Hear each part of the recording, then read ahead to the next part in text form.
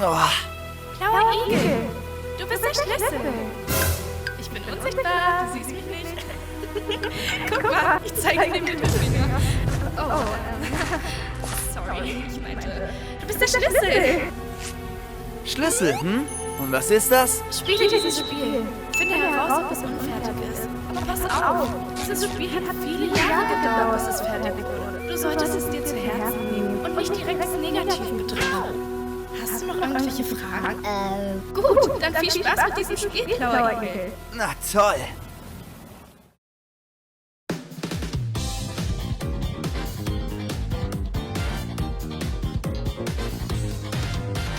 Nach 5 Jahren hat Sega endlich ein neues Sonic-Spiel veröffentlicht. Sonic Forces war nämlich das letzte große Sonic-Game und es war für die Fans nun eine absolute Enttäuschung, wie man sehen kann.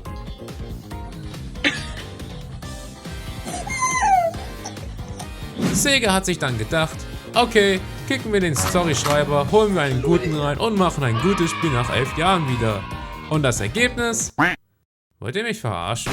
Sonic Frontiers ist dennoch ein gutes Sonic-Spiel, jedoch ist es unfertig. Stopp, bevor irgendwelche Sonic-YouTuber gegen mich eine Ansage machen wollen, lasst mich erklären, warum ich finde, dass Sonic Frontiers an vielen Ecken nicht fertig ist. Wir gucken uns das Spiel genau an, die ganze Story, um herauszufinden, ob das Game nun wirklich unfertig ist oder ich einfach nur einen Clickbait-Titel wollte. Also, let's go! Gehen wir in die Zeit zurück, ins Jahr 2021. Nachdem Sonic Frontiers angekündigt wurde im Mai und jeder Sonic-Fan einen Herzinfarkt bekam, wurde es ruhig. Die Monate vergingen, Corona wurde stärker, Baumoses wurde schlimmer und Sonic Colors Ultimate kam raus. Und endlich, Dezember 2021, ein weiterer Trailer. Ohne Gameplay, nur Grafik. Are you serious right now, bro? Juli 2022, nach so vielen Monaten, war es endlich soweit. Endlich Gameplay!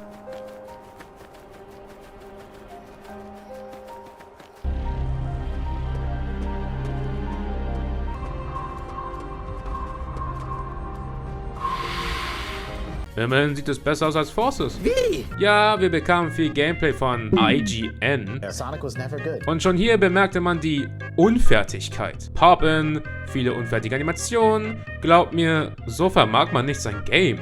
Doch glücklicherweise wurden in den kommenden Monaten neue Dinge gezeigt und es sah besser aus. Viele Animationen wurden gefixt, das Pop-In ein wenig ebenfalls und auch die FPS sahen stabiler aus. Auf der Gamescom hatte ich das Spiel sogar gespielt und mir fiel besonders auf, dass Sonic im Intro keinen Schatten hat. This is not okay. Am 8. November 2022 war es endlich soweit. Das Spiel war offiziell draußen. Also reden wir mal über die Story. Und das machen wir anhand einer kurzen Präsentation. In Sonic Frontiers hat Eggman Scheiße gebaut, weil er mit seiner neuen Erfindung den Zugang zum Cyberspace haben wollte. Doch am Ende fällt er selbst da rein und kommt nicht mehr raus. Währenddessen machen sich Sonic, Tails und Amy auf den Weg zu den Starfall Islands, da dort die Chaos Emeralds sind. Doch um einen Plot zu erschaffen, kommt dann ein Cyberportal und wo alle reinfliegen und Sonic ist ganz alleine. Ende. Hier merkt man, wie der englische Sprecher Roger Craig Smith diesmal Sonic viel tiefer spricht, im Gegensatz zum deutschen Sprecher. Tails? Amy? Ich sollte diesmal ernster sprechen und nicht so vercrackt. Hallo, ich bin Sonic. Im Spiel gibt es eine Stimme, die Sonic sagt, wo er hin muss, was er machen soll und so weiter. Da ich Spoiler vermeide, sage ich nichts. Oh, und das hier sind die Kokos. Sie gibt es auf den Inseln und 2 von ihnen sind alt und mit denen kann man Sonic stärker und krasser machen. Bei den einen dauert es jedoch das Aufleveln. Es dauert sehr lange. Sonics Freunde sind in Kapseln gefangen und unsere Mission ist es, genug Sammelobjekte zu sammeln, Schlüsseln, Cyberspace-Level abzuschließen und besonders wichtig, auf jeder Insel alle 7 Chaos Emeralds zu finden. Denn auf jeder Insel ist ein Titan-Boss-Gegner, der von diesen Anime-Mädchen da kontrolliert wird. Ah, ein Anime-Mädchen. Ich bin aber kein Anime-Girl. Doch bist du Sage. Okay, stopp. Sage will, dass Sonic die Insel verlassen soll. Ständig. Jedoch klappt das nicht. Du, verschwinde von meiner Insel. Sofort. Jedes Mal, wenn Sonic seine Freunde aus den Kapseln rettet, fließt die Cyber-Energie in ihn rein. Das wollte ich nur erwähnen, weil... Plot. Habe ich schon gesagt, wie langweilig diese Nebenmissionen sind? Sie sind langweilig, aber gehören zur Story dazu. Allgemein kann man mit den Charakteren auf den Inseln auch reden, die oft nur da stehen. Am Ende des Spiels fließt so viel Energie in Sonic rein, dass er sogar stirbt. Ich glaube, ich sterbe. Nein, ich kann nicht sterben. Ich muss nur an die Macht der Freundschaft glauben. Nein, Spaß, leider. Wirklich, am Ende des Spiels müssen Sage und Sonic zusammenarbeiten, um den finalen Boss zu besiegen. Habe ich schon erwähnt, dass Sage am Ende des Spiels als Eggmans Tochter dargestellt wird? Nein? Okay. Okay, ich höre ja schon auf mit den Spoilern. Habe ich schon gesagt, dass Sonic am Ende stirbt? Jeder sollte Sonic Frontiers selbst spielen, denn eins ist klar. Alle lieben Sonic Frontiers. Kurz erklärt nochmal, was man machen muss im Spiel, damit auch du es kapiert hast. Sammelobjekte sammeln, unnötige Missionen machen, tanzen. Ja, tanzen. Zeit für einen Fortnite-Tanz.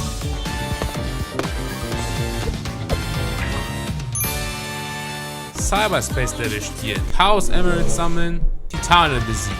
Aber ja, das muss man alles machen, um in der Story voranzukommen. Und die ist ganz gut. Liegt nur daran, dass man Ian Flynn als Schreiber genommen hat. Danke dir, Bro. Das Ende werde ich nicht spoilern, deswegen gehen wir zum Gameplay und Game Design rüber.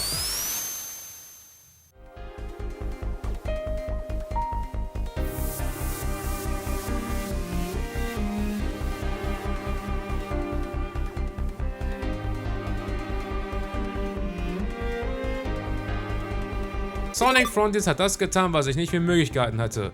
Eine gute Steuerung nach so vielen Jahren. Denn in diesem Spiel dachte sich Sonic Team, hey, man kann alles anpassen. Wundervoll. Nur ist die Steuerung in den Cyberspace Level nicht so gut. Die Cyberspace Level selbst haben mich ein wenig enttäuscht. Sie sind im Spiel als extra Content dargestellt, aber come on, nur 4 Themes und 3 davon sind dieselben aus Generations? Und das meiste Leveldesign ist aus den älteren Sonic Games. Sega wollte halt Geld sparen. Sonic hat einen Skilltree mit einem guten Combat-System. Außerdem hat Sonic den sogenannten Cyber-Loop-Move drauf. Mit diesem Move kann man um Gegner kreisen und sie auch so besiegen. Oder man löst Rätsel auf den Inseln. Oh, und es gibt auch noch den Drop Dash und den Lightspeed Dash. Wenn Sonic 400 Ringe hat, bekommt man dann einen Megatoro. Er ist einfach nur sehr schnell. Die Gegner sind auch enorm geworden. Neben normalen Gegnern gibt es die Miniboss-Gegner. Die Gegner werden auch immer schwerer pro Insel, was mich freut, weil in Forces die Gegner teilweise nichts gemacht hatten. Gegen die Titane kämpft man als Super Sonic und Junge, diesen Big werde ich in seinen Arm. Die Titanbosse machen viel Spaß. Kommen wir nun zum Leveldesign. Das Leveldesign auf den Inseln ist okay. Überall sind die Rails und Plattformen in der Luft und das sieht optisch nicht so ganz nice aus. Das Ganze wird schlimmer, denn unser Freund Poppen ist am Start. Albert Einstein hat mal was Besonderes gesagt. Es gibt 2 unendliche Dinge, die menschliche Dummheit und das Poppen in Sonic Frontiers. Aber bei dem Poppen war er sich nicht ganz sicher. Denn ab und zu haben die Poppens einen Effekt und mal wieder nicht. Wieso? Keine Ahnung, bin ich Albert Einstein oder was? Der Nebencontent. Bevor ich was sage, die Musik in den Game ist eine 10 von 10. Titanmusik, beste. Levelmusik, geil. So, und nun Angeln.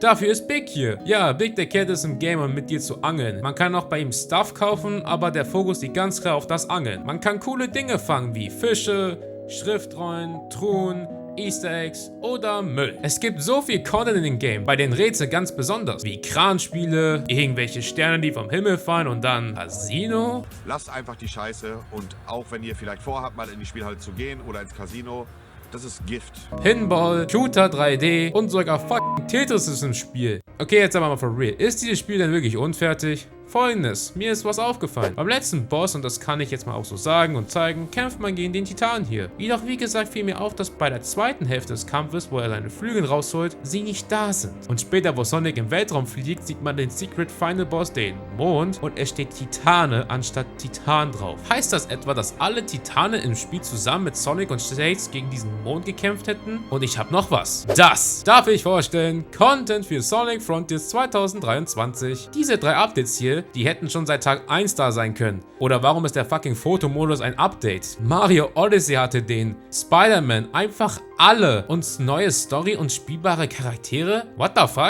Ist da etwa der Content, den wir bekommen sollten, aber wegen Sega nicht bekamen? Wurden sogar Cutscenes vergessen, die auch viele Dinge besser erklären, wie die mit den Chaos Emeralds hier. Außerdem wurde letztens gefunden, dass beim finalen Boss dieser Abschnitt rausgeschnitten wurde. Das Spiel ist unfertig. Wer will mir noch was sagen? Sonic Frontiers ist für mich kein unfertiges Spiel. Das Ding ist, wir wissen ja, dass Sonic Frontiers Cutted Content hat, wie zum Beispiel, dass Kronos eigentlich eine komplette Insel war. Aber als unfertig würde ich es definitiv nicht betiteln, weil es ja kaum Bugs oder Glitches gibt.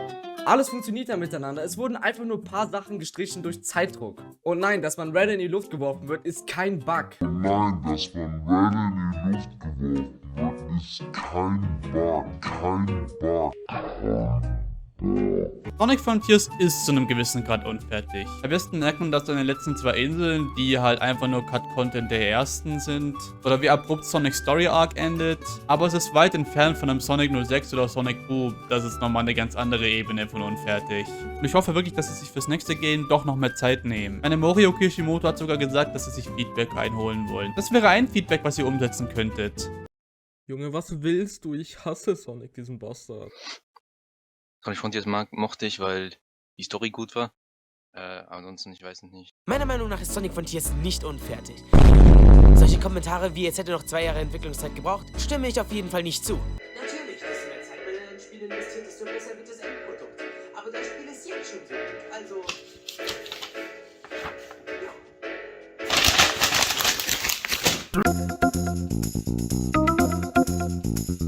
Wisst ihr was? Sonic Frontiers macht Spaß und alles, was ich gesagt habe, vergessen habe zu sagen wegen Spoiler. Und zum einen, es ist ein gutes Sonic-Spiel. Diese Updates sind nichts Besonderes, bis auf die Story. Und das hier. Und vor allem das. Aber letztendlich haben wir ein gutes Game nach 11 Jahren. Meine Reise mit Frontiers ist noch nicht vorbei. Wenn alle Updates da sind, werden wir diese Frage klären können. Fürs Erste, ein spätes frohes neues Jahr an euch alle und nicht vergessen, Abo, Like und Glocke dalassen. Und einen netten Kommentar schreiben bitte. Bis zum nächsten Video. Ciao!